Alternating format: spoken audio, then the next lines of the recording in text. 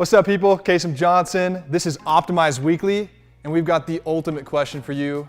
How do you choose your resistance for your resistance bands? It's the same thing as anything. How much weight are you supposed to put on your back squat? How much weight are you supposed to use for a bicep curl, right? So these things are hard, and it's very dependent on the person and their fitness level, but we're gonna give you a couple guidelines. So right here, I've got our Slastix, and I'm gonna be doing a press. I've got our mediums on, and this is a pretty good resistance for me if I'm gonna be doing 30 seconds to 60 seconds in a circuit and then resting. Nice, big compound movement. But if I'm gonna go into something like some shoulder prehab or rehab, this is probably a little bit too much for me. So the point being is your exercise that you're gonna be doing is going to really determine what resistance you're gonna pick. So I'm actually swapping out of the mediums here, and I'm gonna put on the light bands. And so as you're trying to decide what you wanna pick for your resistance, think, what movement am I gonna be doing? And is it gonna be the bulk or the majority of my training? Because if it is, you're gonna wanna tailor that to your resistance that you pick.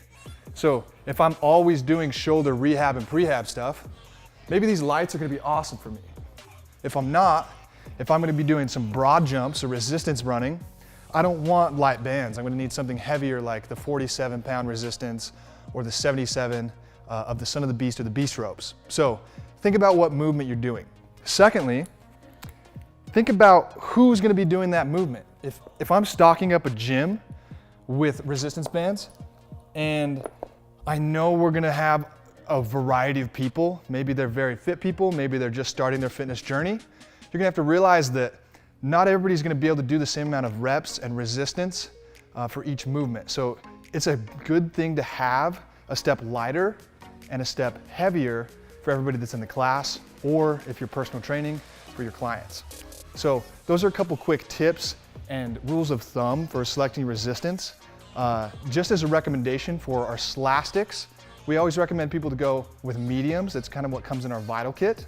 And for the Son of the Beast or our resistance ropes, such as the Beast or the Son of the Beast Pro, those are gonna be 77 pounds. That's kind of our standard issue. But again, I like to start people lighter, make sure they're good, and then you can always work up. You don't wanna have people jumping in on the heaviest resistance and not getting a good workout. So hopefully that helps when you're selecting your resistance. Check us out, stroops.com. Happy training.